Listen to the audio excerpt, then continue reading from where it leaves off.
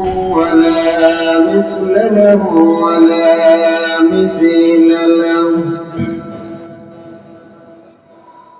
وأشهد أن محمدا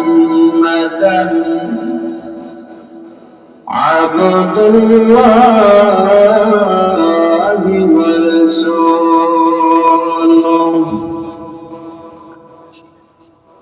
الذي أرسله بالحق بشيرا ونذيرا وداعيا إلى الله بإذنه وسراجا منيرا. أما بعد فقد قال الله تعالى في كلامه المجيد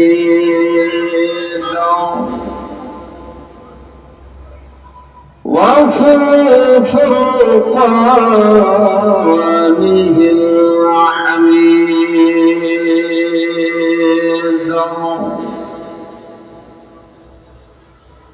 أعوذ بالله من الشيطان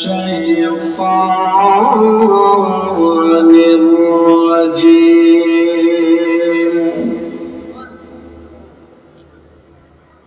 بسم الله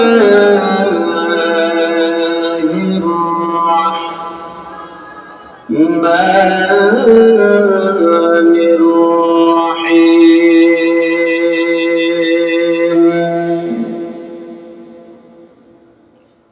إن الذين قالوا ربنا الله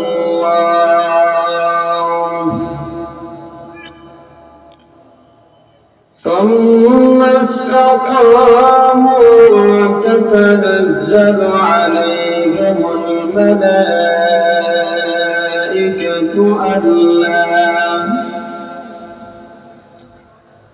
ألا تخافوا ولا تحزنوا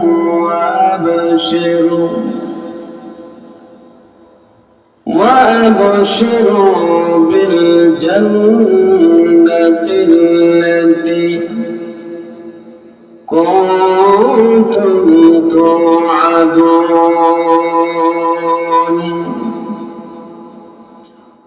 وقال رسول الله صلى الله عليه وسلم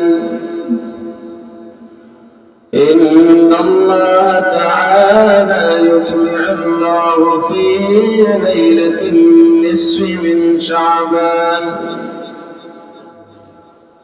فيغفر لجميع خلقه إلا لمشرك أو مشاحن أو كما قال عليه الصلاة والسلام. صدق الله العظيم وصدق رسوله النبي الكريم. ونحن على ذلك لمن الشاهدين والشاكرين والذاكرين. والحمد لله رب العالمين.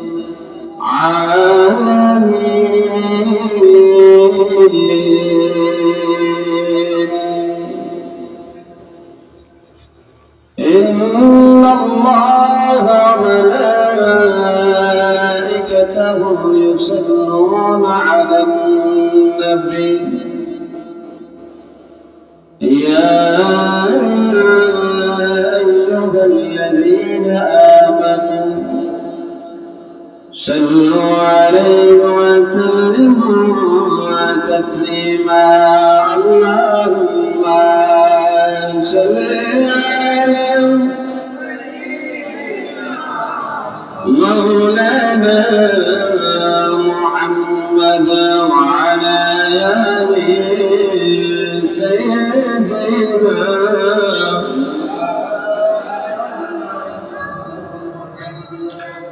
من دشج بالأمان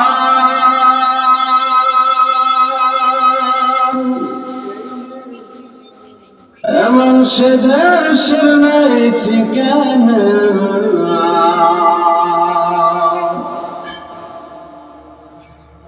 من غرش بير من جيغرنا بسنا اللهم سيدنا مولانا محمد وعلى آله مولانا محمد جر الشرف برندرات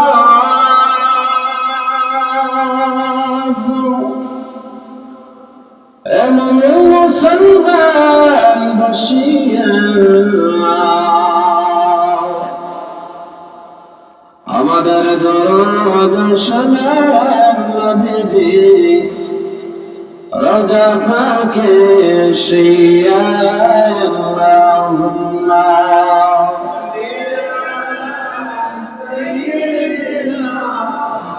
مولانا محمد وعلى آل سيدنا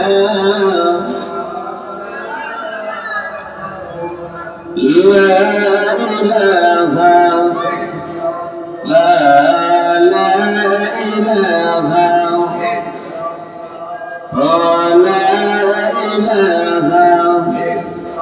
لا إله لا حسبي ربي جل الله ما في قلبي غير الله محمد صلى الله لا إله إلا الله لا إله لا إله لا إله أسمى جامل غير الله جم وشرد غير الله شدق لماب أكلا لا إله لا إله لا إله لا إله إلا الله محمد رسول الله صلى الله عليه وسلم بلغ الله بكماله كشف الدجى بجماله حسنت جميع خصاله صلوا عليه وآله سلموا يا قوم بل صلوا على سبيل اليمين ما اشتبه ما جاء إلا رحمة للعالمين মনরাদ ইসলামী তরুণ সংঘের উদ্যোগে অত্র এলাকার মধ্যে গানের ইসরায়েল সাদ উপলক্ষে ষষ্ঠ বার্ষিক ওয়াজুদার মাহফিল। আজকের মাহফিলের সভাপতিত্ব যিনি করেছেন নাজমুল হোসেন স্যার, অধ্যাপক লংলা আধুনিক ডিগ্রি কলেজ। প্রধান অতিথি যিনি আজকের মাহফিলের ছিলেন হযরত মাওলানা মোহাম্মদ আব্দুল লতিফ সাহেব। বিশেষ অতিথিবৃন্দ আমার আগে যিনি আলোচনা করেছেন হযরত মাওলানা জামিল আহমদ জামালি সাহেব, এবং আমার আগে অনেকে আলোচনা করেছেন, আমার পরিচিত অনেকেই। হাফেজ কারি মাওলানা রুহুল আমিন সাহেব আমার খুবই কাছের একজন মানুষ। তারপর আলোচনা করেছেন হাফেজ কারি আহমদ সালিম সাহেব খতিব। তারপর আলোচনা করেছেন হযরত মাওলানা মাসুম বিল্লাহ জামিল সাহেব, যিনি আমার সরাসরি উস্তাদ, দারুল কেরাতে আমারে পড়াইছেন। জামিল সাহেবের নাম অনেক নিচে দেওয়া হয়েছে, আর আমারে অনেক হাইলাইট বানানো হয়েছে, অনেক বড় বক্তা বানানো হয়েছে। 4 নম্বরে একবারে নিচে যার নাম, উনি আমাকে 7 বছর আঙ্গুল দিয়ে ধরে ধরে পড়েছে। সুবহানাল্লাহ। কয় বছর? কমপক্ষে 7 বছর পড়াইছেন হাফেজ জমশেদ আলী সাহেব। হুজুরের নাম একবারে উপরে দিছে না নিচে দিছে? কথা বলে আপনারা বুঝেন না আমার কথা। কই দিছে? এলাকার ভিতরে আলেম যদি গড়েন, হাফেজ যদি গড়েন, সবচেয়ে মুরব্বী উনি হবে, ঠিক না? মুরব্বী হিসাবে ওনারা সভাপতি রাখার দরকার ছিল। কি সভাপতি? সভাপতি যদি নাও দেন, সম্মানের খাতিরে এই মাঠের ভিতরে অধিকাংশ হুজুরের ছাত্র। বুঝেন আমার কথা? অধিকাংশ কার ছাত্র? আমার অধিকাংশ আমারও ছাত্র আছে।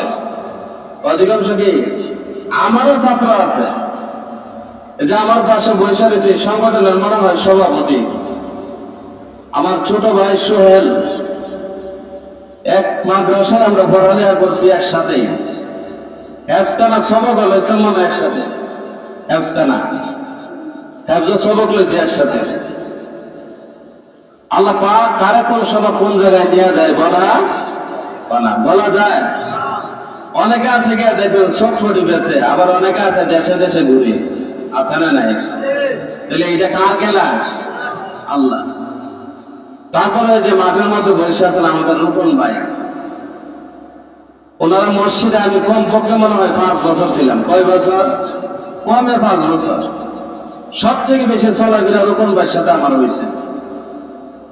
ওনার ভাই বকুল ভাই যিনি ছিলেন, কে ছিলেন? বকুল ভাই আমার সাথে একবারে বন্ধুত্বর সাথে চলাফেরা করত। আমার জামা উনি পরতো, ওনার জামা আমি পরতাম, এমন বন্ধুত্ব ছিল। দুনিয়াতে নাই। আল্লাহ যেন কবরটাকে জান্নাতের বাগান বানায় দিই, সকলে বলে আমিন। তাহলে আমরা এই মাঠে ময়দানে যারা আছি অধিকাংশই আমার পরিচিত। অধিকাংশ কি? আমার পরিচিত। সংগঠনের অনেকে আছেন আমার পরিচিত। আল্লাহ যেন সকলের মেহনতকে কবুল করেন, সকলে বলে আমিন। তা আমরা সরাসরি কোরআনের আয়াতের মধ্যে চলে যাই। আল্লাহ রাব্বুল আলামিন কোরআনুল কারীমের 41 নম্বর সূরা সূরাতুল হামিম শুনতা। এই সূরার 2টি নাম রয়েছে, একটা হলো হামিম শুনতা, আর একটা হলো সূরাতুল ফুসসিলাত। যারা কোরআনুল কারীম পড়ছে তারা বুঝতে পারবে 2টা সূরার নাম কেন দেওয়া হয়েছে। যারা মাওলানা তারা বুঝতে পারবে। আমি সূরাতুল ফুসসিলাতের 30 নম্বর আয়াত তেলাওয়াত করেছি। আল্লাহ নবীর অসংখ্য হাদিস থেকে একটি হাদিসের টুকরা তেলাওয়াত করেছি। আল্লাহ যেন আমাকে এবং আপনাকে, আপনাদের সবাইকে যেন আমল করার তৌফিক দান করেন, সকলে বলে আমিন। আল্লাহ রাব্বুল আলামিন আয়াতের মধ্যে কি জানাইতে চান আমরা সবাই জানার চেষ্টা করব, বোঝার চেষ্টা করব। আমরা অধিকাংশ মানুষ কেন হেদায়েত হই না বলে মনোযোগ সহকারে শুনি না, তার জন্য হেদায়েত হইতেছি না। আল্লাহ রাব্বুল আলামিন জানায় দেন সূরাতুল বাকারার একবারে শেষের আয়াতের একটি অংশ, وقالوا سمعنا وأطعنا غفرانك ربنا وإليك المصير।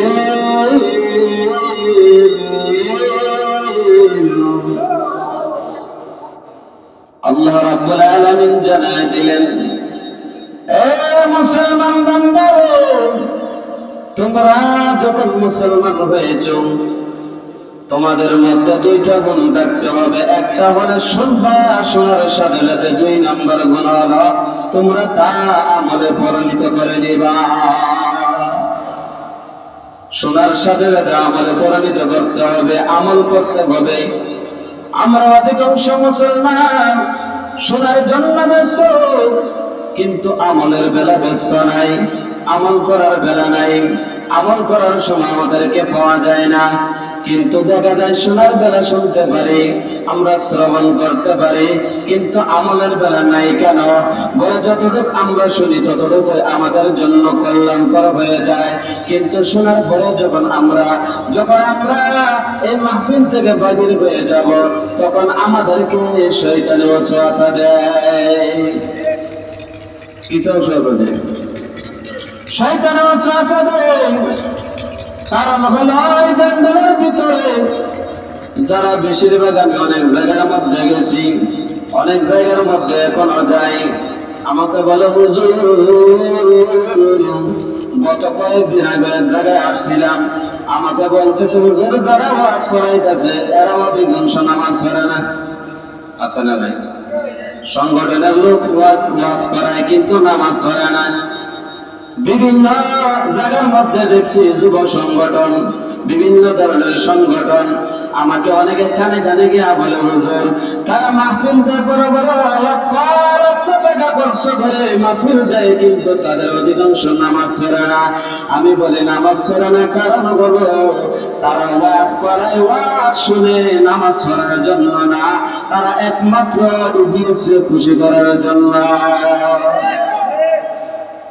যদি আল্লাহকে খুশি করার জন্য হয়ে যাইত, আল্লাহকে রাজি করার জন্য হয়ে যাইত, তারা 5 ওয়াক্ত নিয়মিত মুসল্লি হইত, 5 ওয়াক্ত মসজিদে গিয়া বসে সালাত আদায় করত।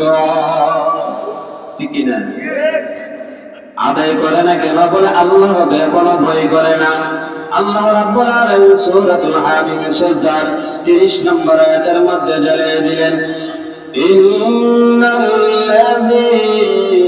ক্বালু রাব্বুনাল্লাহ,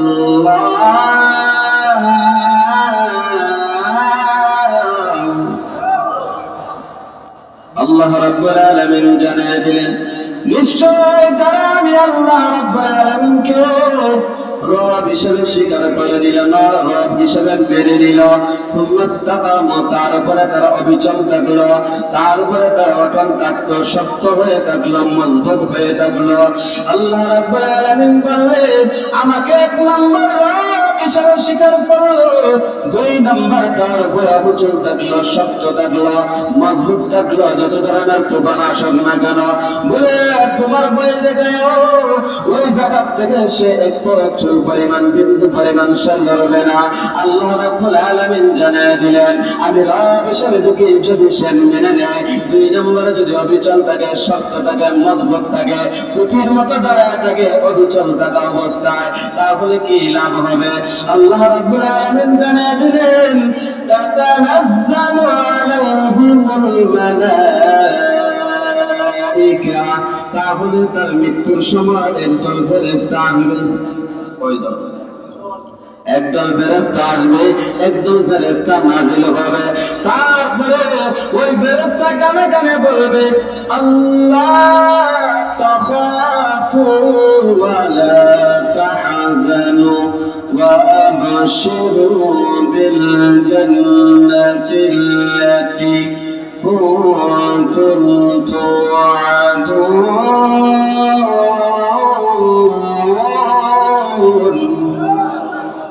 আল্লাহ রাব্বুল আলামিন জানিয়ে দিলেন ওই ফেরেশতা ফেরেশতা বলে ও আল্লাহর বান্দা তুমি কোনো ভয় করিও না, তুমি কোনো দুশ্চিন্তা করিও না, ওয়ালা তাহজানু ওয়া আবশিরু বিল জান্নাতিল্লাতী, তুমি শুনিয়া নাও তোমাকে যে জান্নাতের সুসংবাদ দেওয়া হয়েছে তুমি তা গ্রহণ করো।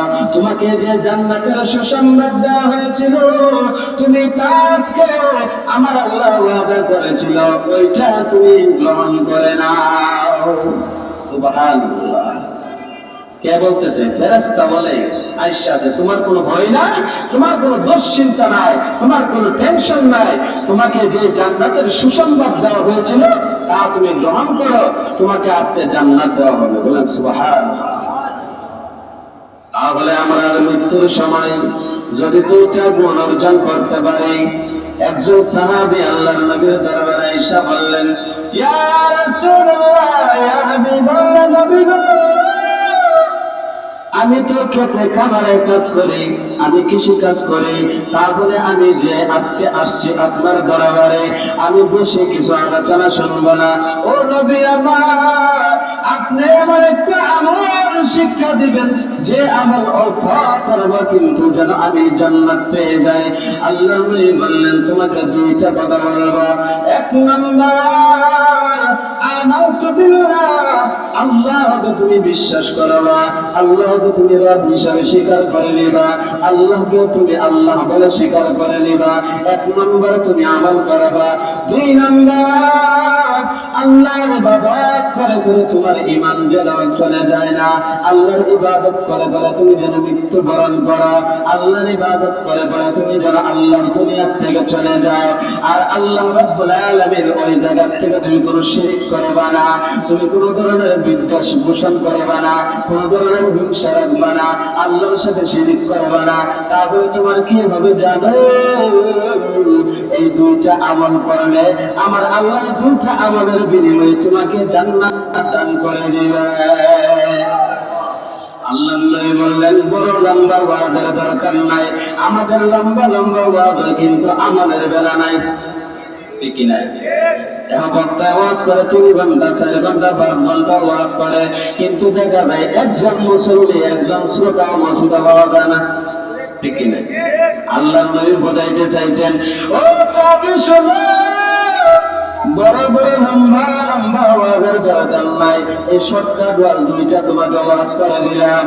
এক নাম্বার, আল্লাহকে আল্লাহ হিসেবে স্বীকার করে নিবা, যত ঝড় ঝাপটা আসুক না কেন, তুফান আসুক না কেন, তুমি এই রব হিসাব থেকে তুমি পা লড়াইবা না, বিন্দু পরিমাণ লড়াইবা না, চোখ পরিমাণ লড়াইবা না। না লড়াইলে কি হবে জানো? আমার আল্লাহ মৃত্যুর সাথে সাথে ফেরেশতা বানাইয়া তোমার কানে কানে বলবে, কোনো ভয় করিও না, কোনো দুশ্চিন্তা করিও না, আমার আল্লাহ যে জান্নাতের প্রতিশ্রুতি দিয়েছিল, যে জান্নাতের সুসংবাদ দিয়েছিল, ওই জান্নাতের সুসংবাদ তুমি গ্রহণ করে নাও।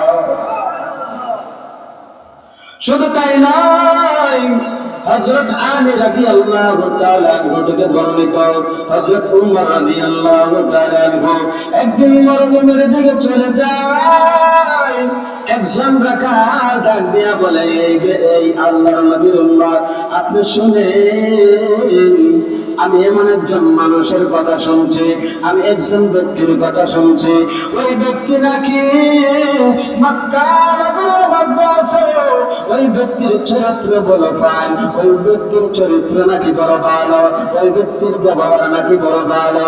বলতেছে, ঠিক আছে, তোমার কথা সব ঠিক আছে, বললেন আমি 3টা সত্য নেব। যদি 3টা সত্য, ওই মহামানব হযরত মুহাম্মদুর রাসূলুল্লাহ সাল্লাল্লাহু আলাইহি ওয়াসাল্লাম যদি 3টা প্রশ্নের উত্তর আমার দিতে পারে, 3টা প্রশ্নের উত্তর যদি দিতে পারে, আমি ওই মানুষের হাতে হাত রেখা, ওই নবীর হাতে হাত রেখা, ওই মহামানবের হাতে হাত রেখা আমি তারে মাফ করে মুসলমান হয়ে যাব। কয়টা প্রশ্ন? কথা কয় না, কয়টা? 3টা প্রশ্ন করা হবে। হযরত ওমর বলেন, চলো নবীর দরবারে তোমাকে নিয়ে যাব।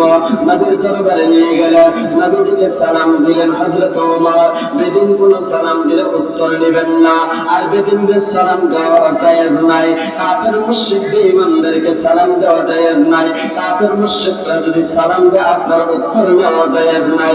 আল্লাহর নবীর দরবারে যখন গেলেন, সে অমুসলিম অবস্থায় গেছেন। হযরত ওমর বলেন, ইয়া রাসূলুল্লাহ, ইয়া হাবিবাল্লাহ, নবী গো, আপনাকে 3টা প্রশ্ন করা হবে, ওই ব্যক্তি আপনাকে 3টা প্রশ্ন করবে, আপনি নবী যদি উত্তর দিতে পারেন, সে নাকি কালেমা পড়ে মুসলমান হয়ে যাবে। ওই কাফের মুশরিক বেঈমানরা ডাক দিয়া বললেন,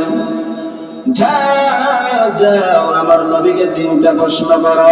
তিনটা প্রশ্ন করলেন। এক নম্বর প্রশ্ন হলো, ও নবী আমার, আমি যারা আমি কাফের, এমন কোন গুনাহ নাই আমার দ্বারা হয় নাই। আমার দ্বারা জিনা হয়েছে, আমার দ্বারা ব্যভিচার হয়েছে, আমার দ্বারা পরের জুলুম, আমি পরের অংশ দ্বারা আমি জুলুম করে নিয়ে গেছি, পরের টাকা পয়সা আমি জুলুম করে নিয়ে গেছি, আমার দ্বারা চুরি হয়েছে, আমার দ্বারা ডাকাতি হয়েছে, আমার দ্বারা এমন কোন দুনিয়ার জমিনের কোন অপরাধ নাই যা আমার দ্বারা হয় নাই। আল্লাহর নবীকে বললেন, ইয়া রাসূলুল্লাহ, আমার সকল গুনাহকে মাফ হবে। আল্লাহর নবী জানায়া দেন, ও কাফের মুশরিক বেঈমান, আপনি শুনেন, আপনি যখন আপনার জবান দ্বারা বলবেন লা ইলাহা ইল্লাল্লাহু মুহাম্মাদুর রাসূলুল্লাহ সাল্লাল্লাহু আলাইহি ওয়াসাল্লাম, আল্লাহর নবী বললেন, ও বেদিন ভাই, আপনি শুনেন, আপনি যখন কালেমা পড়বেন সাথে সাথে আপনার জীবনের গুনাহ আমার আল্লাহ মাফ করে দিবে। আতিনা ফি দারে দুনিয়া মা হাসানান, আতিনা ফি দারে উকবানা হাসান, ইয়া গিয়াসাল مستغيثين بنا الافتخار بالعلوم والغنى أدركت رب داري بركمانا آتنا في دار الدنيا لا حسن أدركت رب داري بركمانا أنت ربي أنت حسبي ذو الجلال تبي قادر جليل الجهاد بدر تبي मेरा नगादार। الله أكبر। আল্লাহর নবী বললেন, ও বেদিন ভাই, আপনি যখন বলবেন লা ইলাহা ইল্লাল্লাহ মুহাম্মাদুর রাসূলুল্লাহ, দুনিয়ার জমিনে যদি শিরকের গুনাহ করে থাকেন, মুশরিক যদি হয়ে থাকেন, বেদিন হয়ে যদি হয়ে থাকেন, জিনার গুনাহ যদি হয়ে থাকে, সুদের গুনাহ যদি হয়ে থাকে, বিভিন্ন ধরনের যত ধরনের গুনাহ আছে সব যদি করে থাকেন, আপনি লা ইলাহা ইল্লাল্লাহ বলার সাথে সাথে আপনার পিছনের গুনাহগুলো আমার আল্লাহ মাফ করে দিবেন। ওই ব্যক্তির দুই নম্বর প্রশ্ন, ইয়া রাসূলুল্লাহ, ইয়া হাবিবাল্লাহ, নবী গো, দুই নম্বর প্রশ্ন হলো, আমি বললাম সবচেয়ে কালো, মক্কার ভিতরে আমার মতো আর কালো ব্যক্তি আর দুনিয়ার জমিনে মনে হয় আর নাই। ও নবী, আমি কি জান্নাতে কি যাব? জান্নাতে যাওয়ার পরে আমার চেহারা কেমন হবে? আল্লাহর নবী জানিয়ে দিলেন, আপনি যখন কালেমা পড়বেন, আপনি যখন কালেমা পড়ে মুসলমান হইয়া এখন যদি মৃত্যুবরণ করুন, সাথে সাথে মৃত্যুর সাথে সাথে আমার আল্লাহ জান্নাত দিয়ে দেবে। আর জান্নাত যাওয়ার পরে তোমার কালো কালার থাকবে না, তুমি আর কালো থাকবে না। আল্লাহর নবী জানিয়ে দিলেন, তোমাকে ইউসুফ আলাইহিস সালাতু ওয়াস সালামের মতো সুন্দর বানিয়ে দিবেন। কার মতো? ইউসুফ নবীর মতো সৌন্দর্য বানিয়ে দিবেন। আল্লাহর নবী বললেন, আমি মেরাজে যখন গেলাম, আমি যখন আমার ভাই ইউসুফের দিকে তাকাইলাম, তাকে দেখলাম মনে হয়েছিল পৃথিবীর অর্ধেক সৌন্দর্য আমার ভাই ইউসুফরে দিয়া দিছে। দিছেন কে? দেওয়ার মালিক কে? আল্লাহ। ওই কালো ব্যক্তি ডাক দিয়া বলতেছে, ইয়া রাসূলুল্লাহ, ইয়া হাবিবাল্লাহ, নবী গো, দুইটা কথা আমি আপনার কাছে প্রশ্ন করার পর উত্তর পেয়েছি। তিন নম্বর প্রশ্ন হলো, আমি যে সারাদিন ছাগল চড়াই, দুম্বা চড়াই মাঠের মধ্যে, আমি যে ছাগলের গন্ধ করে আমার শরীরের মধ্যে, দুম্বার গন্ধ করে আমার গায়ের গন্ধ করে শরীরের মধ্যে, ও নবী আমার কি বন্ধুটা জান্নাতের ভিতরে থাকবে? আল্লাহর নবী জেনে দিলেন, ও সাহাবী, তুমি তো এখন কালেমা পড়ে মুসলমান হয়ে গেছো, আমার হাতে হাত রেখে তুমি মুসলমান হয়ে যাইবা। তারপরে তুমি শুনো, তুমি যখন জান্নাতে প্রবেশ করবে, করার সাথে সাথে তোমার শরীরে মিশকে আঙ্গুরের ঘ্রাণ বাহির হবে। কিসের ঘ্রাণ? জান্নাতের ভিতরে সবচেয়ে ঘ্রাণ থাকবে মিশকে আম্বরের ঘ্রাণ, যা দুনিয়ার জমিনে ঘ্রাণ পাওয়া যায় না। জান্নাত ছাড়া এই ঘ্রাণ পাওয়া সম্ভব নয়। আল্লাহ নবী বললেন, ইয়া রাসূলুল্লাহ, ইয়া হাবিবাল্লাহ, নবী গো, আপনার হাতে হাত রাইখা আমি আজকে কালেমা পড়ে মুসলমান হয়ে গেলাম। আল্লাহ নবী বললেন, তুমি জান্নাতি দলের সঙ্গে হয়ে গেলা। কিসের সঙ্গে? জান্নাতি দলের সঙ্গী। তাহলে আমরা জান্নাতে যাইতে চাই তো ইনশাআল্লাহ? বলে জান্নাতে কেমন হবে, বলে জান্নাতটা কেমন হবে একটু জানার দরকার আছে না নাই? সবাই বলেন আছে না নাই? আমরা যে জান্নাতের মধ্যে যাব, অনেকে আছে জান্নাত চায় কিন্তু ইবাদত করতে চায় না, ঠিক না? যারা ইবাদত করে না, যারা নামাজ পড়ে না, রমজান মাসে রোজা রাখে না, হজ আসলে হজ করে না, যাকাত দেওয়ার সময় যাকাত দেয় না, যেমন ভাবে তারা আশা করে যে আমি মরার পরে জান্নাত পাইব, ঠিক তেমনি ভাবে একদল মানুষ জ্ঞান করে সন্তান পাওয়ার আশা করে, ঠিক না? বুঝলেন আমার কথা? বিয়া না করে যারা সন্তান পাওয়ার আশা করে, তাদের মধ্যে আর ইবাদত করে না, নামাজ পড়ে না, রোজা রাখে না, হজ করে না, যাকাত দেয় না, তাদের মধ্যে তারা চিন্তা করে আমি জান্নাত পাবো, তাদের মধ্যে আর তাদের মধ্যে কোনো পার্থক্য নাই। বিয়া ছাড়া কি আপনার বাচ্চা কাচ্চা হইব? কইলে কি এটা হালাল জাদা হইব না হারাম জাদা হইব? আপনারা বল না হারাম জাদা হবে। আল্লাহর নবী জানিয়ে দিলেন, ও সাহাবীরা শুনিয়া নাও, জান্নাতটা কেমন হবে জানানি? বলে জান্নাতটা হবে, জান্নাতের ভিতরে যখন ঢুকবো আমরা, ঢোকার সাথে সাথে একটা মাহফিল হইব, একটা মাহফিল হবে। মাহফিলের সভাপতি হলো আল্লাহ রাব্বুল আলামিন। সভাপতিকে সুবহানাল্লাহ বেতেন না? সভাপতি হলো রব্বুল আলামিন, প্রধান অতিথি হলেন আমার নবী মুহাম্মদুর রাসূলুল্লাহ সাল্লাল্লাহু আলাইহি ওয়াসাল্লাম, বক্তা হইবেন হযরত দাউদ আলাইহিস সালাতু ওয়াস সালাম। কে হবে? দাউদ নবী। তিনজন। কয়জন? আল্লাহ রাব্বুল আলামিন বললেন, ও নবী, তাদেরকে জানিয়ে দেন জান্নাতের ভিতরে মাহফিলটা কেমন হবে। বলে মাহফিলটা এমন হবে, আল্লাহ রাব্বুল আলামিন যখন আল্লাহ রাব্বুল আলামিন জান্নাতের ভিতরে মাহফিল বলে, মাহফিলের স্টেজের মধ্যে কত সুন্দর একটা চেয়ার থাকবে, কত সুন্দর একটা সিংহাসন থাকবে।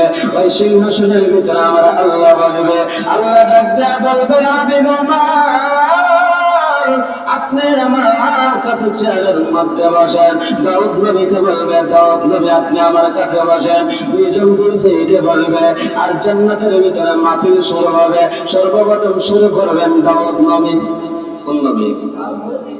দাউদ নবীকে ডাক দেয়া বলবে, ও দাউদ নবী শুনিয়া নেন, জান্নাতীদেরকে আগে বলবো, জান্নাতীরা তোমরা কি এক তেলাওয়াত শুনতে চাও?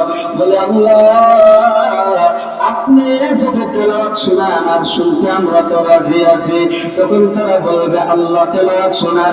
আল্লাহ রাব্বুল আলামিন ডাক দেয়া বলবে, দাউদ তোমার কিতাব তুমি তেলাওয়াত করো। তখন দাউদ নবী তেলাওয়াত করা শুরু করবে, আর জান্নাতীরা বলবে ওই তেলাওয়াত শোনার পরে হাজার হাজার বছর কেটে যাবে, তারা বলতে পারবে না। সুবহানাল্লাহ। দুনিয়ার তেলাওয়াত শোনার পরে দেখবেন মানুষের যারা ঈমানদার তাদের অন্তরে ভূমিকম্প শুরু হয়ে যায়, ঠিক না? ইন্নামাল মুমিনুনা ইযা যুকিরাল্লাহু ওয়াজিলাত قلوبهم وإذا تليت عليهم آياته زادتهم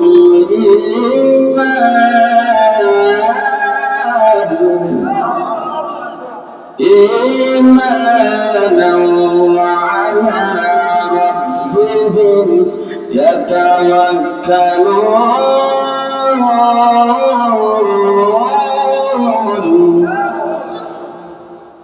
আল্লাহ রাব্বুল আলামিন জানা দিলেন যারা মুমিন দাবি করবে, ঈমানদার দাবি করবে, কুরআনুল কারীম যখন তেলাওয়াত হবে, কুরআনুল কারীমের তেলাওয়াত যখন শুনবে, তাদের অন্তরের ভিতরে, তাদের মনের ভিতরে ভূমিকম্প সৃষ্টি হবে।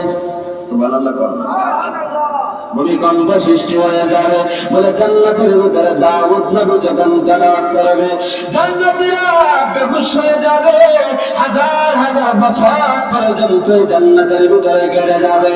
যখন মানুষের হুঁশগুলা ফিরে আসবে, আল্লাহ রাব্বুল আলামিন ডাক দিয়া বলবে, এ জান্নাতীরা, তোমরা কি আরো এর মধুর তেলাওয়াত শুনতে চাও? আল্লাহ রাব্বুল আলামিন কে বলবেন, আল্লাহ এর চেয়ে কি মধুর তেলাওয়াত আছে? এর চেয়ে কি মধুর তেলাওয়াত আছে? আল্লাহ বলবে, বলো তোমরা কি শুনতে চাও? আল্লাহ রাব্বুল আলামিন বলার সাথে সাথে জান্নাতীরা ডাক দিয়া বলবে, আল্লাহ এর চেয়ে জান্নাতের ভিতরে কি মধুর তেলাওয়াত আছে, মধুর কণ্ঠ আছে, সুর আছে? আল্লাহ রাব্বুল আলামিন নবীকে জানিয়ে দিলেন, দাউদ নবী যখন তেলাওয়াত করবে 70 রকমের কালারের কণ্ঠ বাইরে। কয় কালারে? 70 রকমের কণ্ঠ বাইরে বলে। তারপরে জান্নাতীদেরকে বলবে, আচ্ছা কি সুন্দর তেলাওয়াত শুনতে যাও। জান্নাতীরা ডাকবে, বলবে, আল্লাহ জান্নাতের ভিতরে কি তেলাওয়াত সুন্দর আছে? আল্লাহ বলেন, আচ্ছা সুন্দর আছে। বলে সুন্দর দেখলে কি হবে? বলে শোনাইতে থাকেন। আল্লাহ রাব্বুল আলামিন ডাক দিয়া বলবে, ও প্রধান অতিথি শুরু করুন।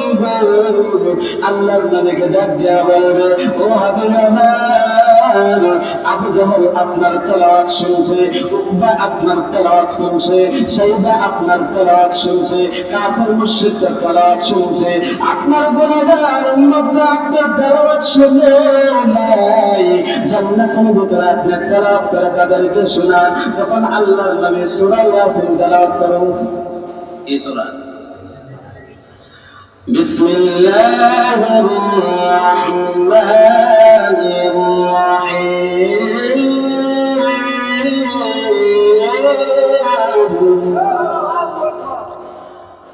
ইয়াসিন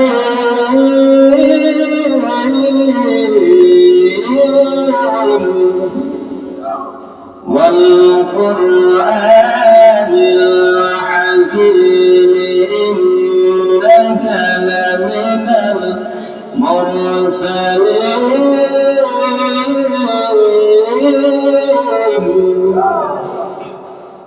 আল্লাহ রাব্বুল আলামিন নবীকে জানিয়ে দিলেন, ওই যখন ওই জায়গার মধ্যে আসবে, আল্লাহ রাব্বুল আলামিন জানিয়ে দেন, ওই জায়গার মধ্যে যখন আমার হাবিব তেলাওয়াত করা শুরু করবে, নবী মুহাম্মদুর রাসূলুল্লাহ সাল্লাল্লাহু আলাইহি ওয়াসাল্লাম নবী যখন তেলাওয়াত করা শুরু করবে, মানুষগুলো উম্মতের মতো, পাগলের মতো, মহৎ মানুষের মতো জান্নাতের ভিতরে মাত্রাইতে থাকবে, আর জান্নাতের ভিতরে বিছানার মতো বিছিয়ে থাকবে। ওই মানুষগুলা ঘুমের মতো ঘুমিয়ে যাইবে। এমন সময় যখন আল্লাহ রাব্বুল আলামিন ডাক দিয়া বলবে, ও জান্নাতীরা কই? আল্লাহ রাব্বুল আলামিন ডাক দিয়া বলবে, জান্নাতীদের হুঁশ ফিরে আসবে।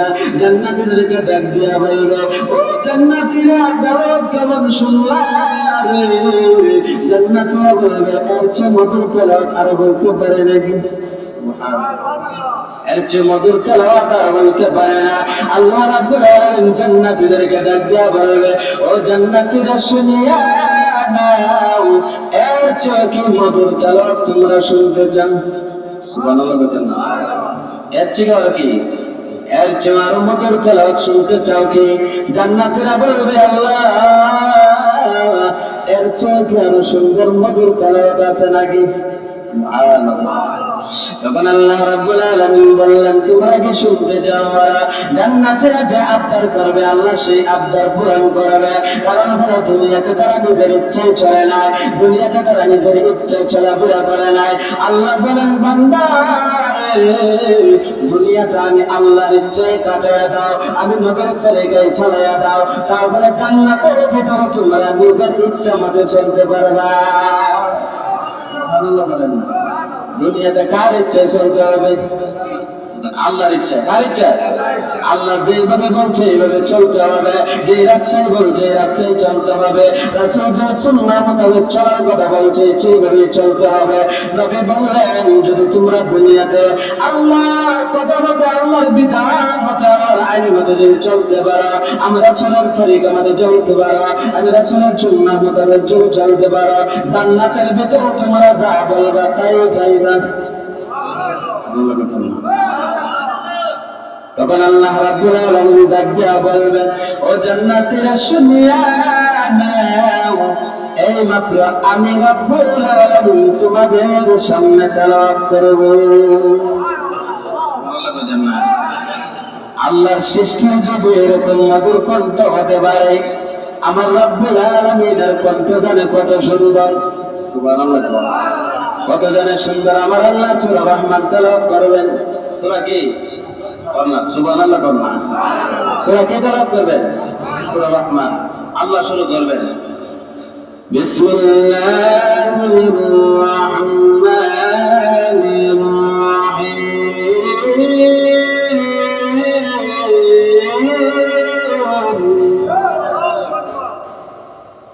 আমার রাহমান আল্লামাল কুরআন খালাকাল ইনসান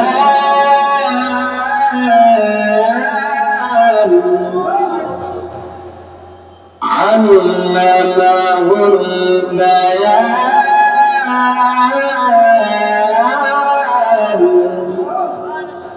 আল্লাহ রাব্বুল আলামিন এইভাবে যখন তেলাওয়াত করতে থাকবে, বান্দাগণ মতের মতো পাগল হয়ে যাবে।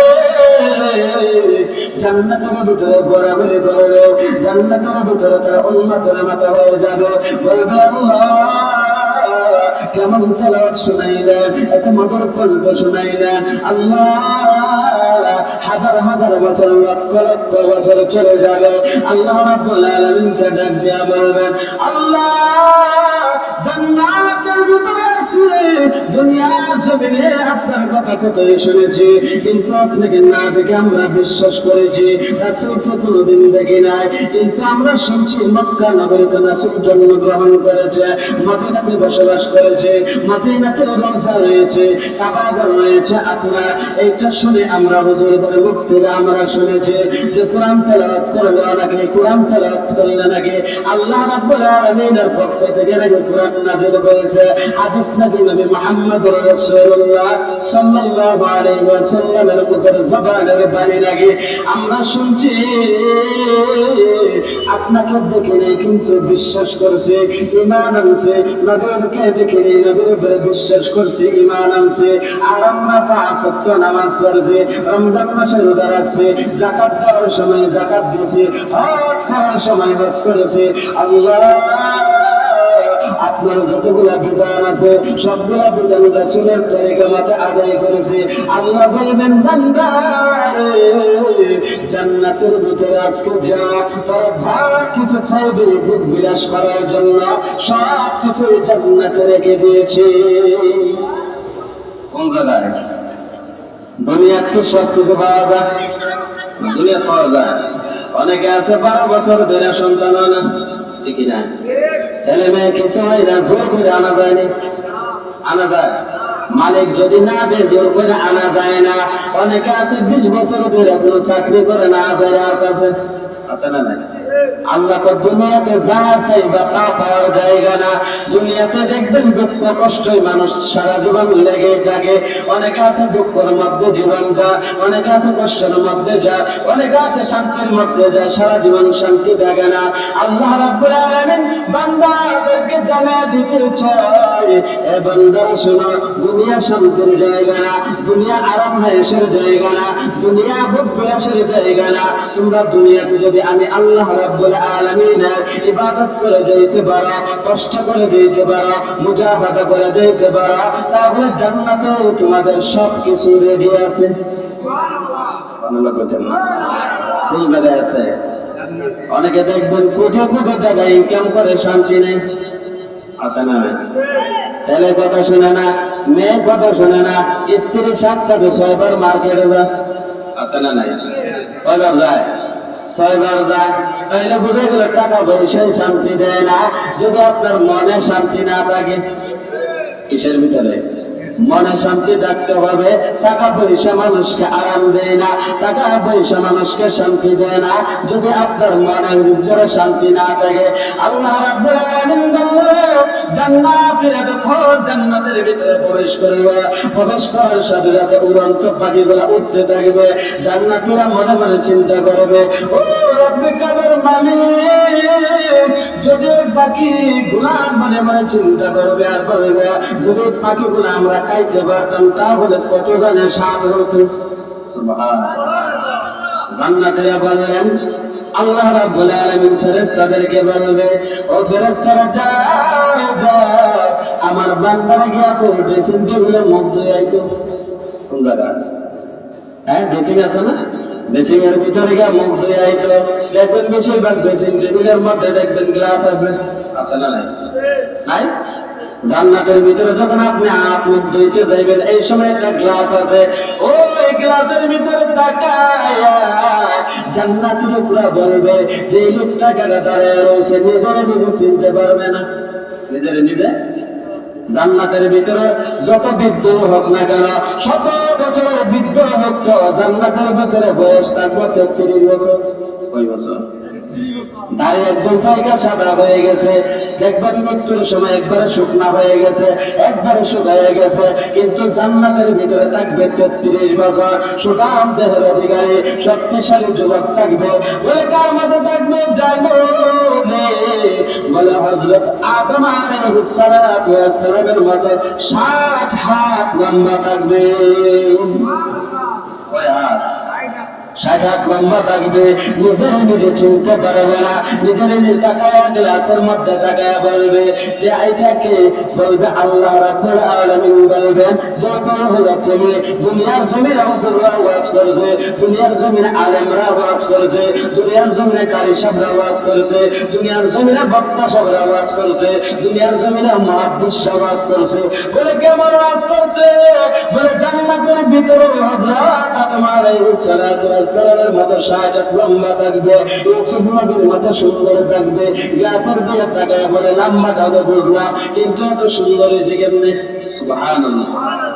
আমার দিকে আমার সবাই কালা মিয়া রাখতো। কি মিয়া? কালো মিয়া রাখতো, কিন্তু আজকে আমি তো সুন্দর মিয়া হয়ে গেছি। কি হয়ে গেছে? সুন্দর মিয়া হয়ে গেছি। গ্লাসের দিকে তাকায় দেখবে আমি তো গ্লাসের ভিতরে সবচেয়ে পাতিলের কালো নিচে যেমন কালো হয়ে থাকে ওই রকম আমি ছিলাম, কিন্তু আজকে তাকায় দেখি আমার চেহারাটা পূর্ণিমার চাঁদের মতো হয়ে গেছে। আমার চেহারাটা তো উজ্জ্বল হয়ে গেল, এত সুন্দর হইল কিভাবে? আল্লাহ রাব্বুল আলামিন বললেন দুনিয়ার জমিনে আমি নবী পাঠাইছিলাম, রাসূল পাঠাইছিলাম, হুজুর পাঠাইছিলাম, আলেম ওলামা পাঠাইছিলাম। আলোচনার মধ্যে বলছিল ইউসুফ নবীর মতো জান্নাতের মধ্যে প্রত্যেকটা যুবক সুন্দর থাকবে। সুবহানাল্লাহ। তখন নিজের নিজে চিনতে পারবে না, তখন চিনতে ওই টেবিলের মধ্যে দেখা হাত জান্নাতের ভিতরে টেবিলের মধ্যে গিয়া বইব। কোন জায়গা?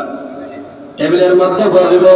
আল্লাহ রাব্বুল আলামিন নবীকে জানায় দিলেন, ও নবী আমার, তারা যখন জান্নাতের ভিতরে যখন টেবিলের মধ্যে খাবারের মধ্যে বসবে, ডাইনিং টেবিলের মধ্যে বসার সাথে সাথে তারা যে মনে মনে কল্পনা করছিল ওই জান্নাতের ভিতরে পাখিগুলো উড়ন্ত উঠতেছে, ওইগুলা যদি খাইতে পারতো মনে মনে ভাবতেছে।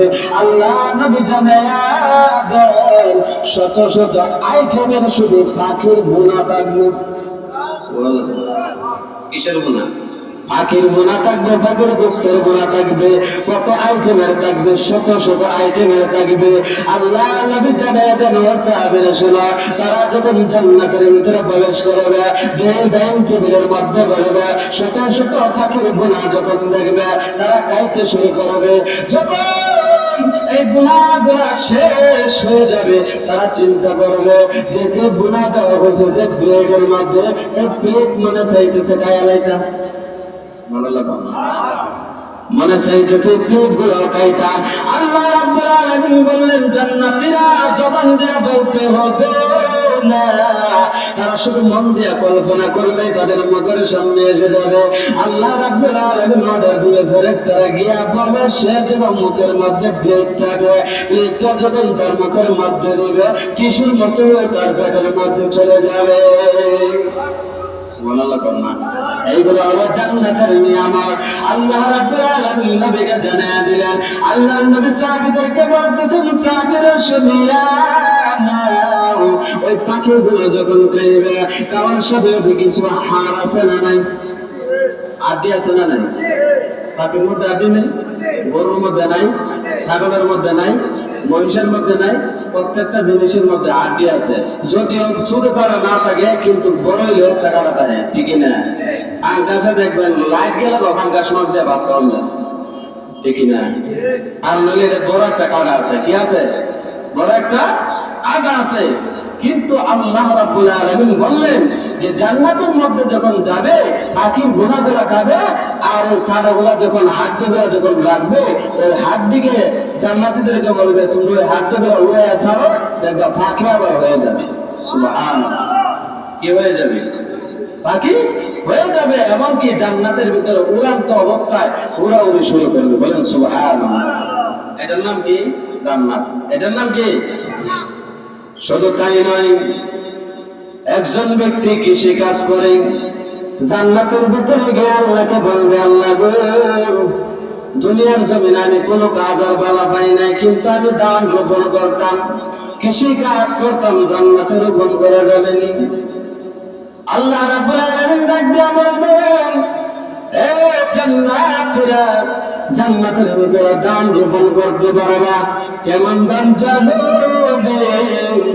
আপনারা এদিকে বলে আলী, কি বলে? আলী কন্যা জালারে আলী কন্যা, ওই আলী বলে একদিক দিয়ে লাগাইতে থাকবে, জালা বলে একদিক দিয়ে লাগাইতে থাকবে। আল্লাহ নবী বললেন ও জান্নাতি লোকটা যখন আলী লাগাইতে থাকবে, জালা লাগাইতে থাকবে, একদিক দিয়ে লাগাইতে লাগাইতে যাবে, অপর দিক দিয়ে দান লাগাবে। সুবহানাল্লাহ। তারপরে বলবে জান্নাতি তোমার মনের ইচ্ছা পূরণ করেছি। আল্লাহকে ডাক দেয়া বলবে আল্লাহ আমার ইচ্ছা পূরণ হয়েছে। দুনিয়াতে জমিন করলে তো পানি দেওয়া লাগে, কি দেওয়া লাগে? পানি দেওয়া লাগে না? ইচ্ছাও পানি দেওয়া লাগে, মেশিন দেওয়া হইলেও পানি দেওয়া লাগে। আল্লাহ বলবেন এটা তো আর এই জায়গার মধ্যে হবে না, ওইটা তুমি দান রোপণ করে তোমার ইচ্ছা হয়েছে, কিন্তু একদিক দিয়ে লাগায় যায় আরেক দিক দিয়ে ধান কাটার জন্য উপযোগী হয়ে যাবে। আরেক বান্দা বলবে আল্লাহ আমাকে তো জাহান্নামে দিবেন গো, আমি শুধু এক নজর জান্নাতের বারান্দারে দেখতে চাই। কোন জায়গা? জান্নাতের বারান্দা দেখতে চাইতেছে। কোন জায়গা? জান্নাতের বারান্দা দেখতে চাইতেছি। আল্লাহ বলেন তুমি তো জাহান্নামে যাইবা, তোমার ওয়াদা ঠিক রাখো, তুমি তো সে বারান্দা পর্যন্ত যাইবা। কোন জায়গা? মনে রাখবেন কথা না। কোন জায়গা পর্যন্ত? জান্নাতের বারান্দা পর্যন্ত যাইবা। আল্লাহ রাব্বুল আলামিন ওই বান্দাকে জান্নাতের বারান্দার মধ্যে নিয়ে যাবে। জান্নাতের বারান্দার মধ্যে যখন নিয়ে যাবে, বান্দা আল্লাহকে ডাক দিয়া বলবে আল্লাহ জান্নাতের বারান্দা দেখছে, যদি একটু জান্নাতের দরজাটা খুলে দেখাইতে। কি দেখাইতে? জান্নাতের দরজাটা খুলে যদি একটু দেখতাম। আল্লাহ রাব্বুল আলামিন বললেন তোমার না ওয়াদা ছিল জান্নাতের বারান্দা শুধু দেখবা, এখন বলতেছে জান্নাতের দরজা খুলে একটু দেখবা। আল্লাহ বলেন এখন কিন্তু ওয়াদা তোমার শেষ, আমি জান্নাতের দরজা খুলে শুধু দেখবা। আল্লাহ রাব্বুল আলামিন বললেন বান্দারে যা যা, জান্নাতের দরজা যখন খুলে দেওয়া হইল ওই জান্নাতের দরজার ভিতরে ঢুইকা আল্লাহ রাব্বুল আলামিন ডাক দিয়া বলেন বান্দা জান্নাত দেখা হইছে কিনা, জান্নাত দেখা তোমার শেষ হয়েছে কিনা।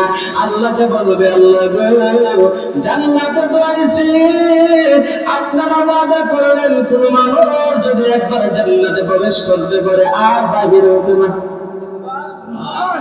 আল্লাহ তুই তো আমার লোকে বাইজলামি এনে করতেছস, আল্লাহ কি করবে আমার সাথে তুই চিৎকার মস্কার মারতেছ, আমার লোকে বাইজলামি চলতো না। আল্লাহ তো আপনার ওয়াদা করেছেন ওয়ালা খাউফুন আলাইহিম ওয়ালা হুম ইয়াহজানুন।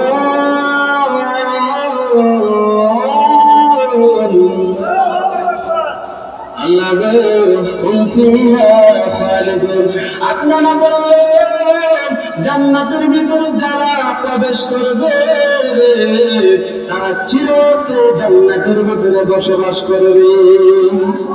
আল্লাহ বলবেন বান্দারে আমার এটা সুযোগে বেছে বালাই দিছ, কিসের মধ্যে সুযোগে বেছের মধ্যে বালাই দিছ, আর আমার জান্নাত করে জড়িত নিয়ে আসো, তোর ভক্তি ছিল তুই জান্নাতের মধ্যে থাকবে। তাহলে আমি আল্লাহকে যদি বলতে দুনিয়াতে একটা সন্তানের জন্য মায়ের যত ভালোবাসা, তুমি কি জানো আমি আল্লাহ বান্দার জন্য এর চেয়ে হাজার হাজার গুণ দয়াবান। আল্লাহ রাব্বুল আলামিন ওই বান্দাকে জান্নাতের ভিতরে দিয়ে দিবে। আল্লাহর সাথে কিছু কিছু মানুষ আছে দেখবেন যদি সম্পর্ক ভালো থাকে তাহলে ডং করলে একটা কিল দেওয়া হইলেও কিছু সমস্যা নাই, ঠিক না? যদি বন্ধুত্ব থাকে ভালোবাসা যদি থাকে একটা মাইরা দিল শক্ত করে লাগে গেলে না এটা ভালো লাগছে, ঠিক না? আর যদি বেমেল থাকে একজনের সাথে একজন বেমেল থাকে মন মালিন্য যত হয়ে যায় তাহলে দেখবেন একটা কথা সহ্য করতে পারে না, ঠিক না? এমন কিছু বান্দা থাকবে যারা আল্লাহর সাথে সম্পর্ক থাকবে, আল্লাহর সাথে বন্ধুত্ব থাকবে, আল্লাহ রাব্বুল আলামিনের সাথে জং করবে, ফুটকারি করবে, তামাশা করবে। আল্লাহ বলবেন বান্দারে তোর দুনিয়ার জমিনে বলছিলাম যা করতে সব করছো, আমি আল্লাহ ওয়াদা দিলাম তোরে আমি জান্নাত দিয়ে দিলাম রে। জান্নাতের ভিতরে যা কিছু আছে সব কিছু তোমরা ভোগ বিলাস করো। শুধু তাই নয়, জান্নাতের ভিতরে জান্নাতে একজন পুরুষ শুধু একজন পুরুষ শুধু জান্নাতে 72টা মুরগি হইব।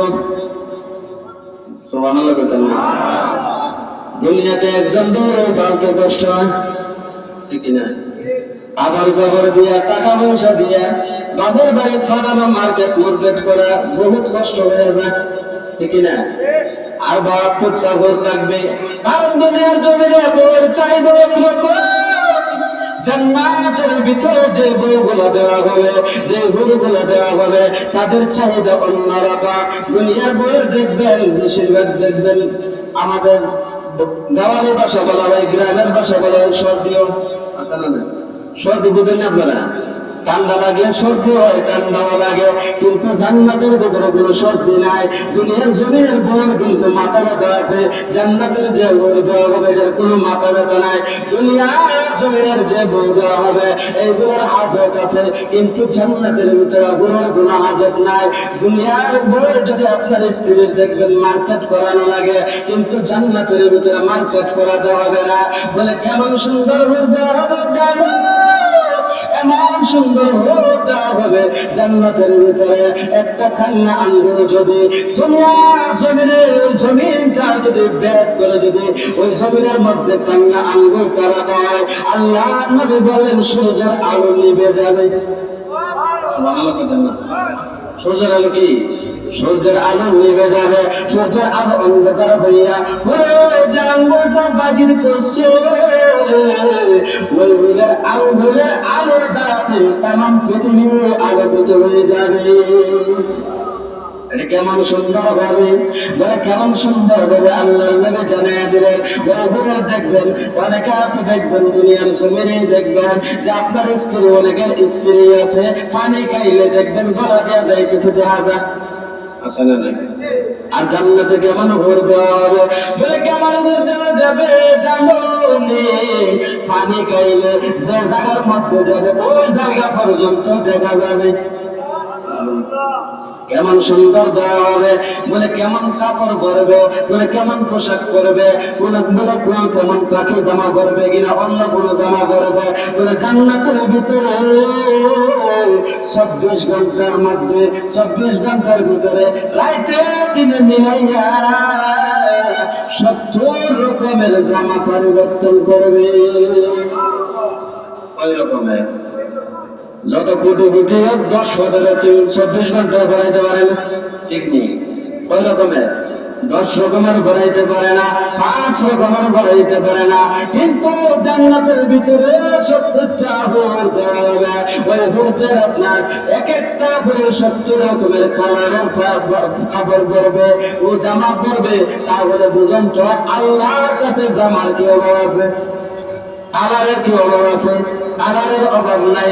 আল্লাহ রাব্বুল আলামিন বললেন জান্নাতের বর্ণনা দিয়া, বলে জান্নাতটা কেমন হবে জানো নি? বলে দুনিয়ার মদ খাওয়া হারাম, কিন্তু জান্নাতের ভিতরে মদ আছে। জান্নাতের ভিতরে কি আছে? আছে না নাই? জান্নাতের ভিতরে মদটা কেমন হবে আল্লাহর নবী জানায়া দেন, এটা দুধের চেয়ে আরো সাদা হবে। দুধের চেয়ে কি? দুধের চেয়ে আরো সাদা হবে, মধুর চেয়ে আরো মিষ্টি হবে। ওই মদ খাইয়া মানুষ মদ খাবে না, ওই মদ খাইয়া মানুষ আনন্দ লাগবে, ফুর্তি করবে, ওই মদ খাইয়া মানুষের তৃপ্তি সহকারে খাইতে পারবে। আর দুনিয়ার জমিনে মদ খাইয়া ভরে গিয়া পাম না, ঠিক না? আছে না নাই? দুনিয়ার মদ খাইয়া গিয়া দেখবেন মেয়েরা তো বউ আছে না নাই? আল্লাহ বলেন এটা জান্নাতের ভিতরে এই মদ দেওয়া হবে না, জান্নাতের ভিতরে মদ দেওয়া হবে, এটা সুস্বাদু থাকবে, 1000 রকমের মজার স্বাদ থাকবে। ওই মদ যখন খাইবে আর জাহান্নামের চিন্তা করবে, দুনিয়ার জমিনে মদ খাইয়া, বাবা ট্যাবলেট খাইয়া, ইয়াবা ট্যাবলেট খাইয়া, পেন্সিল খাইয়া, বিভিন্ন ধরনের নেশা খাইয়া, বিড়ি সিগারেট খাইয়া দুনিয়ার জমিনে খাইতে খাইতে একদম শেষ করে আসছে। কিন্তু আমরা আজকে জাহান্নামী হয়েছে। আর জান্নাতীদের দিকে তাকায় বলবে তারা দুনিয়ার জমিনে কোনো বিড়ি সিগারেট খায় না, দুনিয়ার জমিনে মদ খায় না, দুনিয়ার জমিনে পেন্সিল খায় না, দুনিয়ার জমিনে বাবা নামক ট্যাবলেট খায় না, দুনিয়ার জমিনে ইয়াবা খায় না, দুনিয়ার জমিনে বিভিন্ন ধরনের নেশা খায় না। কিন্তু আজকে তারা জান্নাতে। আমরা যদি না খাইতাম আজকে আমরা জাহান্নামে আইতে হতো না, আমরা আজকে জান্নাতের মধ্যে থাকতাম। এই সময় এই চিন্তা করলে আমি বলি, চিন্তা করলে কাজ হইব? এই চিন্তা করলে কাজ হবে না। তার জন্য আল্লাহ রাব্বুল আলামিন জানিয়ে দিলেন দুনিয়ার টাকা অবস্থা চিন্তা করতে হবে, দুনিয়ার টাকা অবস্থা বুদ্ধি নিতে হবে। বলে কাদের বুদ্ধি নেবেন? বলে হুজুরদের যে আলেমদের বুদ্ধি নিয়ে চলবে। বলে নামাজ কিভাবে পড়তে হয়, রোজা কিভাবে রাখতে হয়, এইগুলো আলেম ওলামাদের থেকে নিয়ে চিন্তা ভাবনা করে রাখতে হবে, আদর করতে হবে। বলে দুনিয়ার জমিনে কি হবে? বলে দুনিয়ার জমিনে নামাজ পড়লে আপনার সূরা করার দরকার আছে না নাই? সূরা করার দরকার আছে না নাই? তাহলে সূরা করার একজন মুসলমান সূরা করার কমপক্ষে 5টা দরকার। মানে কয়টা? 5টা দরকার না? 5টা দরকার কমপক্ষে। সূরা ফাতিহা নিয়া কি নিয়া? সূরা ফাতিহা এটা সূরা না? এটা সূরা। 5টা সূরা আমরা শিখবো তো ইনশাআল্লাহ। ইনশাআল্লাহ আমরা শিখে নিব। বলে হুজুর জান্নাতের ওয়াজ করলেন, জাহান্নামের কি অবস্থা? আল্লাহর নবী বললেন মেরাজে যখন গেলাম, হযরত আবু হুরায়রা রাদিয়াল্লাহু তাআলা থেকে বর্ণিত জাহান্নামের আগুনকে 1000 বছর পর্যন্ত জ্বালানো হয়েছে। কয় হাজার? সবাই তো না, কয় হাজার? 1000 বছর পর্যন্ত জাহান্নামের আগুন জ্বালানো হয়েছে। ও জাহান্নামের আগুন কালার ছিল লাল, যখন 1000 বছর জ্বলাইছে ওই কালারটা হয়ে গেছে সাদা। কি হয়েছে? সাদা হয়ে গেছে। আর 1000 বছর জ্বালানোর পরে ওইটার কালার হয়ে গেছে কালো। তারপরে যখন এটা 1000 বছর জ্বালানো হয় এটা একদম কালো হয়ে গেছে। আল্লাহ নবী বললেন কেমন কালো জানো? দুইজন মানুষ একজনের সাথে আরেকজনের পিঠ লাগায় যদি দাঁড়ায় তাহলে একজন আরেকজনের চুড়ে বলতো না, কুজ্জা বলতো না, এমন কালো বানানো হয়েছে।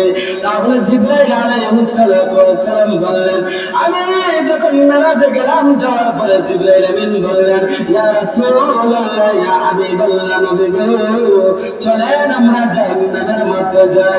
যাওয়ার পরে নবী বললেন, আমি যখন এই শাস্তিগুলো দেখলাম, বলে কেমন শাস্তি দেখছেন? বলে কিছু কিছু মানুষকে দেখলাম জাহান্নামের মধ্যে জ্বালানো হইতেছে, জাহান্নামের মধ্যে জ্বালাইয়া এমন উত্তপ্ত আগুন দেওয়া হইতেছে। আমি যখন উত্তপ্ত আগুন দেখলাম, জ্বালানো দেখলাম, দেখার সাথে সাথে আমার মাথা ভর্তি দিয়ে দিলাম, আমার মাথা ঘুরানো দিয়ে আমি পড়ে গেলাম। জিবরাইল আমিন বললেন, ইয়া রাসূলুল্লাহ, ইয়া হাবিবাল্লাহ, আল্লাহ নবী বললেন, জিবরাইল আমিন আমার পায়ের মধ্যে মালিশ করতেছে। নবী গো আপনি উঠেন, আপনি উঠেন। তিনবার বলার পরে আমার নবী জাহান্নাম থেকে যখন শুয়ে গেলেন, বেহুশ হয়ে গেলেন, ওই জায়গা থেকে উঠে দাঁড়াইলেন।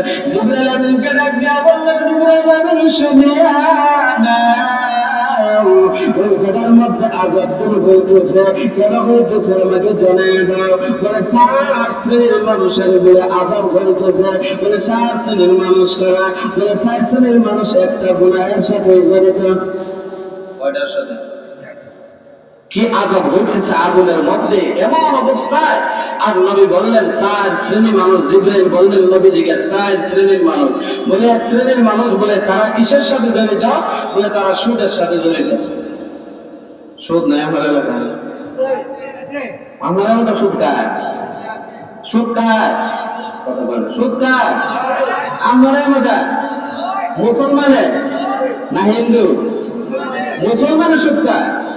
ইন্না লিল্লাহি ওয়া ইন্না ইলাইহি রাজিউন। দেখিতে বলেন আল্লাহ নবী বললেন সুদের সাথে জড়িত 4 শ্রেণীর ব্যক্তি। 1 নম্বর হলো যারা সুদ দেয়। 1 নম্বর কি? সুদ দেয় না, আসেনি? যারা সুদ দেয়। আর 1 শ্রেণীর ব্যক্তি, ও নবী আপনি শুনিয়া নেন, যারা সুদ নেয়। যারা এক দলে দেয় আরেক দলে নেয়। কয় দল হয়েছে? 2 দল।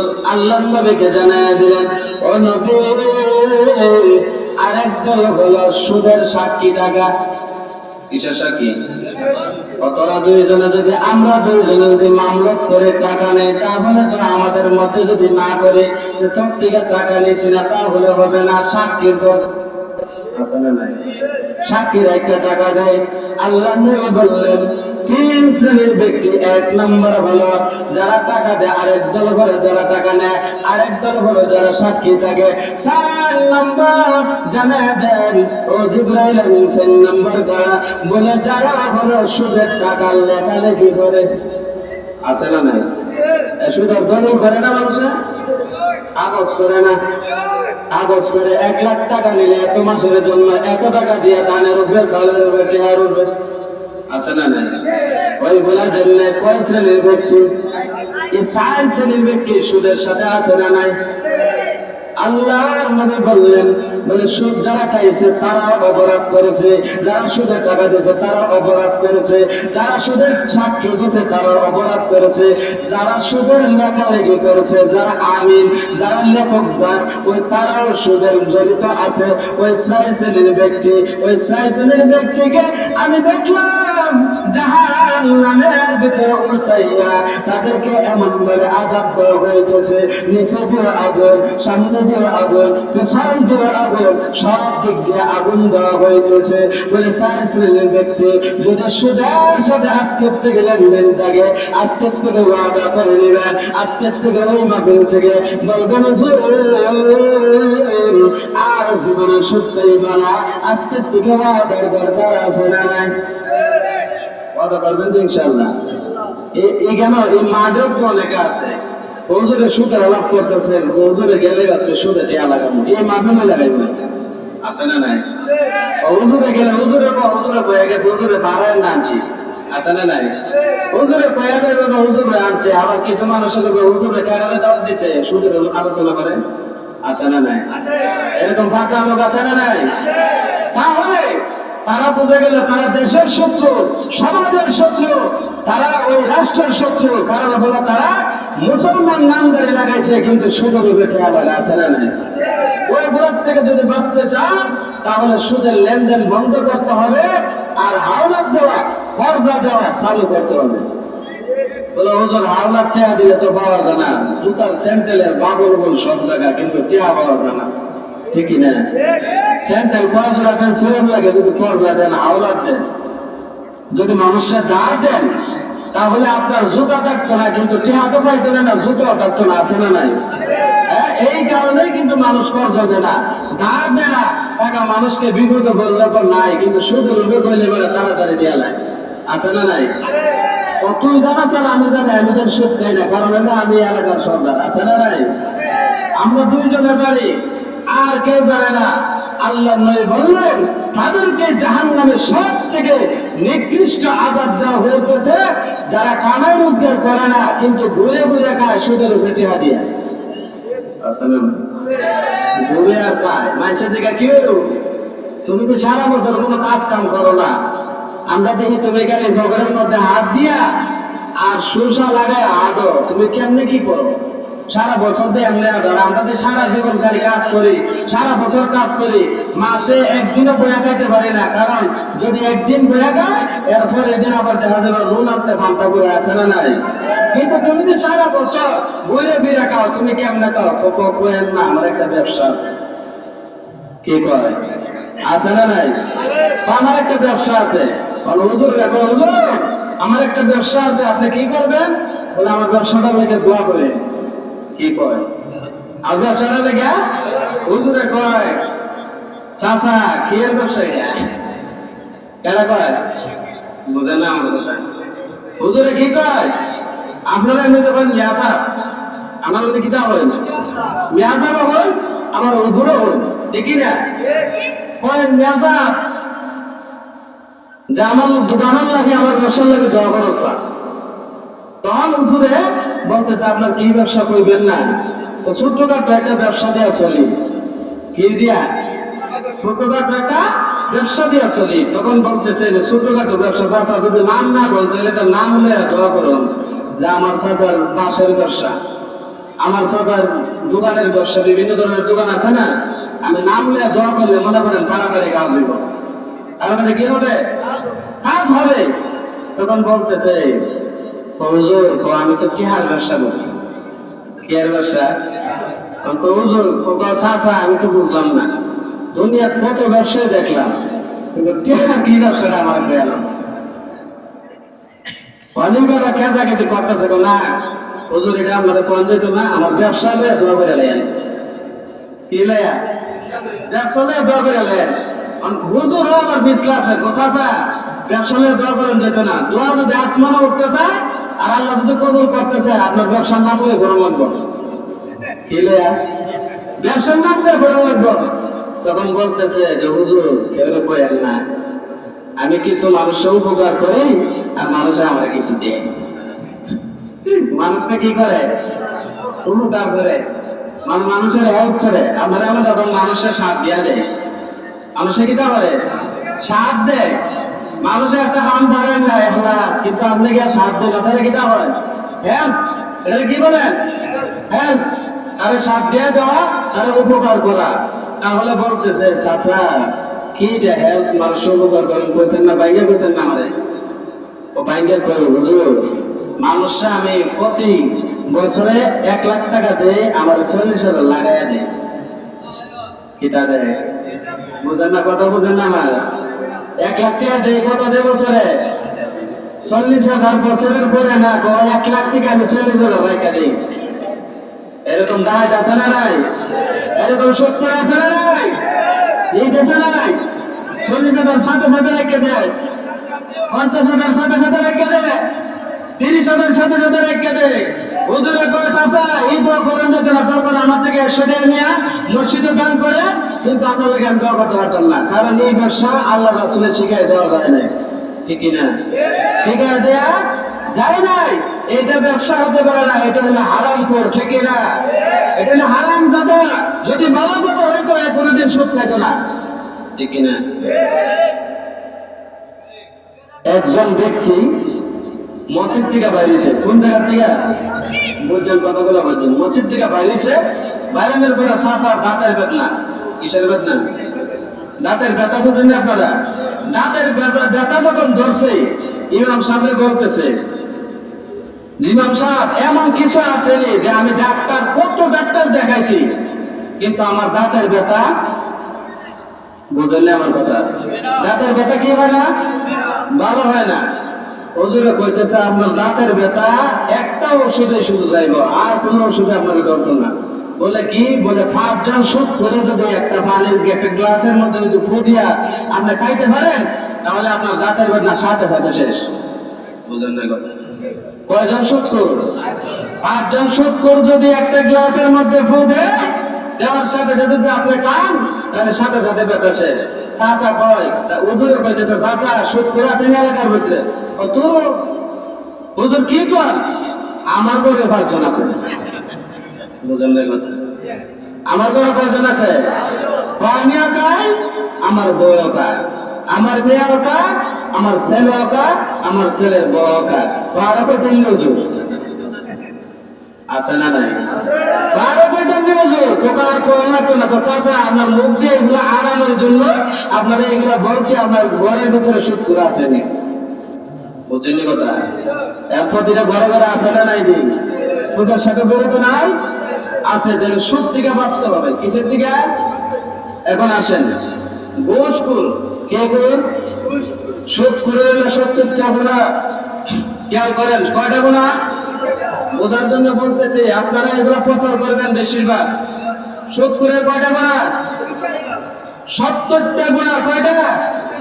70টা গুণা। 70টা গুণার থেকে সবচেয়ে বড় গুণা হলো, আমি কোরআনের আয়াত বলতেছি, আল্লাহ রাব্বুল আলামিন জানায় দিলেন, ইয়া আইয়ুহাল্লাযীনা আমানুত্তাকুল্লাহ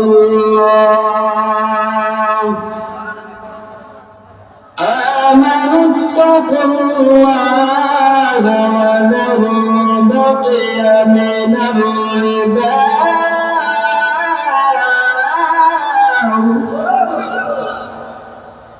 إن كنتم مؤمنين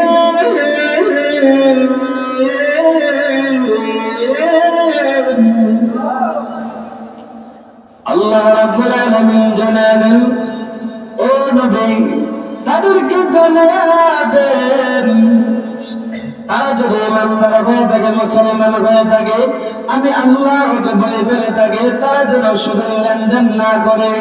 ইন কুনতুম মুমিনিন, তারা যদি মুমিন হয়ে থাকে। তারপরে 1 নম্বর গুনার কথা বলেন, فَإِن لَّمْ تَفْعَلُوا فَأَذَنُوا بِحَرْبٍ مِّنَ اللَّهِ وَرَسُولِهِ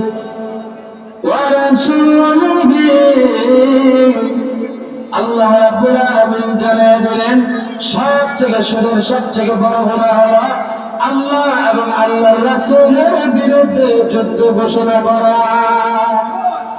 কি করে? আল্লাহ এবং আল্লাহর রাসূলের সাথে যুদ্ধ করে একমাত্র সুদখোর। একমাত্র কি করে? কি করে? আল্লাহ এবং আল্লাহর রাসূলের বিরুদ্ধে যুদ্ধ করার জন্য তারা নেমে যায় মাঠের মধ্যে। তাহলে বোঝা গেল কত করে করেছে তাদের। 2 নম্বর গুনাহ। 1 নম্বর হলো সবচেয়ে উপরে মা এবং আল্লাহ এবং আল্লাহর রাসূলের বিরুদ্ধে যুদ্ধ করা। একবারে গুনাহটা হলো একবারে সেভাবে একবারে ছোট্ট গুনাহটা হলো আল্লাহর নবী জানায়া দেন মার সাথে 36 বার জিনা করা। কথা বলে মার সাথে কয়বার? 36 বার। একমাত্র সুদ করে মার সাথে জিনা করে। কেন করে? একমাত্র সুদ করে মার সাথে জিনা করে, আর কেউ জিনা করতে পারে না। 1 টাকা যদি হারাম ভাবে খান, 1 টাকা যদি সুদের উপরে লাগায় খান, তারপরে 1 টাকার বিনিময় মার সাথে 36 বার জিনার গুনাহ হয়, তাহলে বুঝে গেল তাদের কলিজা বড় শক্ত। ঠিক কিনা? তাদের কলিজা কি শক্ত হয়ে গেছে। আল্লাহ রাব্বুল আলামিন জানায় দিলেন ختم الله على قلوبهم وعلى سمعهم وعلى أبصارهم غشاوة ولهم عذاب عظيم।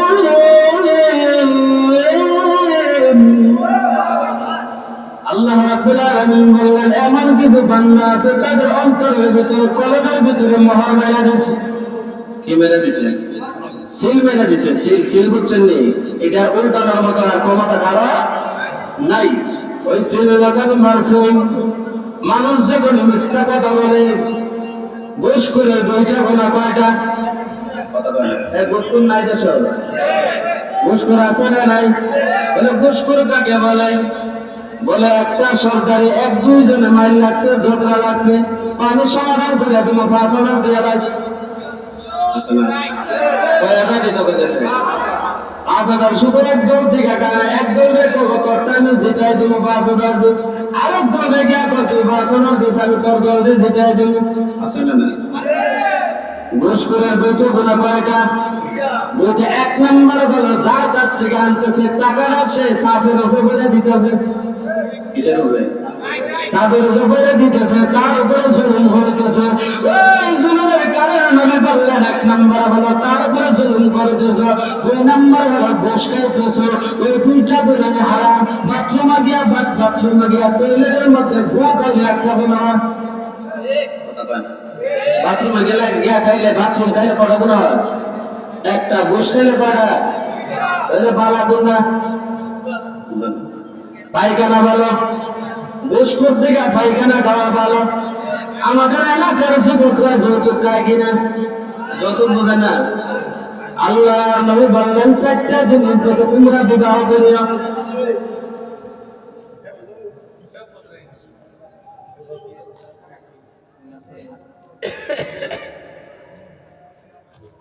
চারটা জিনিস কয়টা?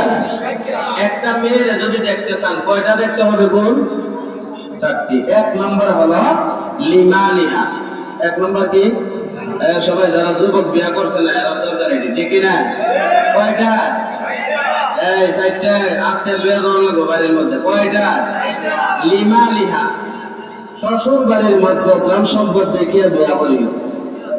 এটার মধ্যে বুঝেন না? ধন সম্পদ দেখিয়া বিয়া করা রাসূলের সুন্নাত। রাসূলের কিটা? সুন্নাত। আর যৌতুক নেওয়া কিটা? আরাম। যৌতুক নেওয়া কিটা? আরাম। যৌতুক নেওয়ার চেয়ে বাথরুমে গিয়ে গোবরা ভালো। যৌতুক নেওয়ার চেয়ে। কারণ হলো শ্বশুর বাড়িতে এমন চাপ দিয়েছেন, কবে 1 লাখ টাকা না দিলে তোমার মায়ের বিয়ে করবেন না। আছে না নাই?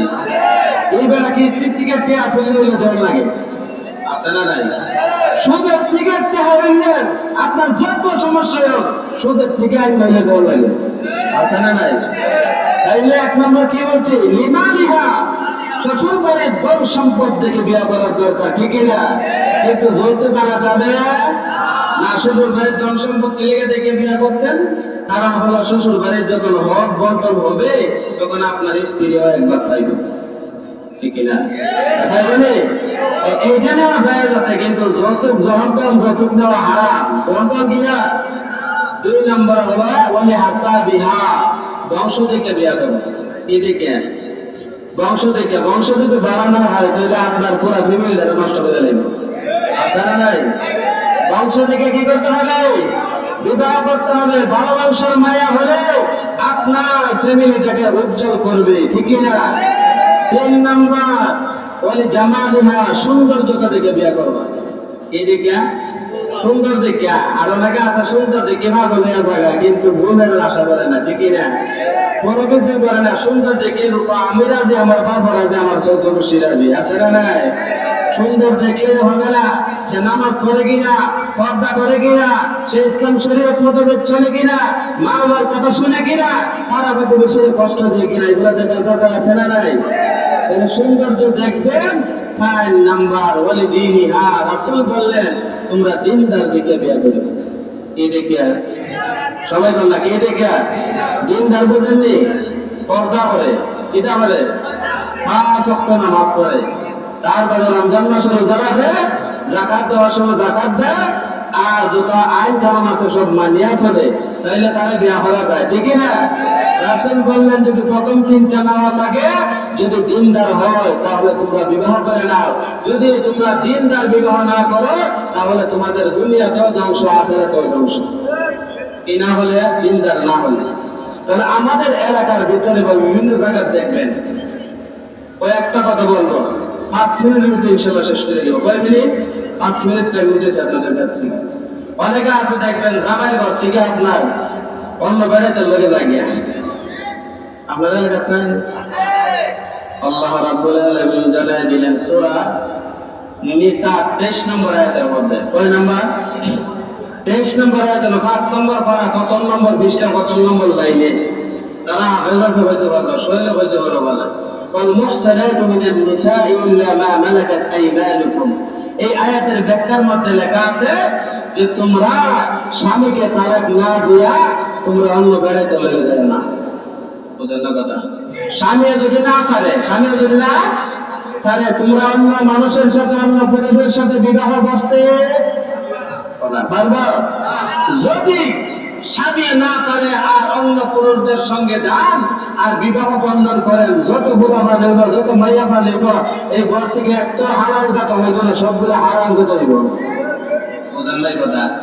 আর যারা মনে করেন ওই জায়গার মধ্যে স্বামীর ঘর থেকে আনে নাই, আর মা সুপারিশ করে, বাবা সুপারিশ করে, অন্য কেউ সুপারিশ করে, ওই মেয়ের যত গুনাহ হবে, জিনার গুনাহ, ব্যভিচারের গুনাহ, মা বাবা যারা তাদের সাথে অংশীদার আছে তাদেরও খাবের গুনাহ হবে। তাদের কি হবে? পাপ হবে। তার কারণে আমরা এই গুনাহের থেকে বাঁচার দরকার আছে না নাই? হ্যাঁ, এই গুনাহ থেকে বাঁচতে হবে। আমরা যারা আছি সমাজের মানুষের সাথে ভালো ব্যবহার করতে হবে। কি করতে হবে? ভালো ব্যবহার করতে হবে। বড়দের কি করতে হবে? বড়দেরকে সম্মান দিতে হবে, ছোটদেরকে স্নেহ করতে হবে। আর যারা সমান বয়সে আছে তাদেরকে বন্ধুরূপে গ্রহণ করে নিতে হবে, তাদেরকে বন্ধুরূপে আচরণ করতে হবে। আমরা যারা আছি ইনশাআল্লাহ মাহফিল শেষ পর্যন্ত থাকবো ইনশাআল্লাহ, মানে শেষ পর্যন্ত থাকবো ইনশাআল্লাহ। আমরা যারাই আছি একে অপরের জন্য দোয়া করবো, এক অপরের জন্য কি করবো? দোয়া করবো। আল্লাহ যেন আমাদের সবাইকে কবুল করে, সকলে বলে আমিন। ওয়া আখিরু দাওয়ানা আলহামদুলিল্লাহি রাব্বিল আলামিন।